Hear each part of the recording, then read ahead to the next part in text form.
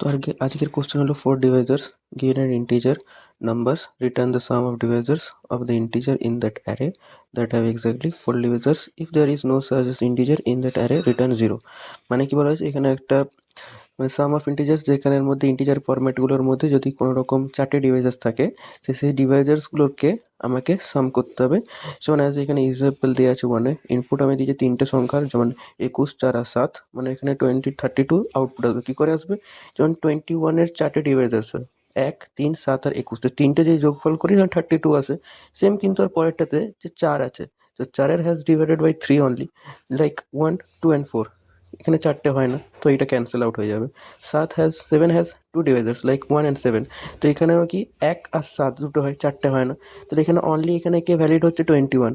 তো 21-এর চারটে ডিভাইজারের সাম কী হবে 32, তাহলে এখানে অ্যাজ এ আমার কাছে আউটপুট কী আসবে 32।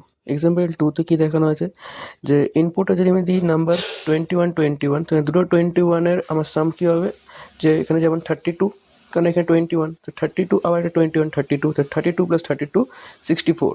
এক্সাম্পল 3 কি, ইনপুট সাম এর নাম্বারস কী আছে 1, 2, 3, 4, 5, এখানে এই যে সংখ্যাগুলো আছে 1, 2, 3, 4, 5, এগুলোর একটারও কিন্তু নাম্বারসের যে আউটপুটগুলো আসে সেগুলো কিন্তু সাম করলে মানে চারটে ডিভাইসেস হয় না, তো সেগুলোর আউটপুট কী হবে 0, কারণ এখানে কী হয়েছে if there is no such integer in the array, তো রিটার্ন কী হবে 0। তো এখানে একটারও সেরকম ইন্টিজার আমার কাছে নেই যেটা আমাকে চারটে ফেরত দেবে, তো এখানে কী হবে 0 আসবে। তো চলো কোডটা স্টার্ট করে যাক।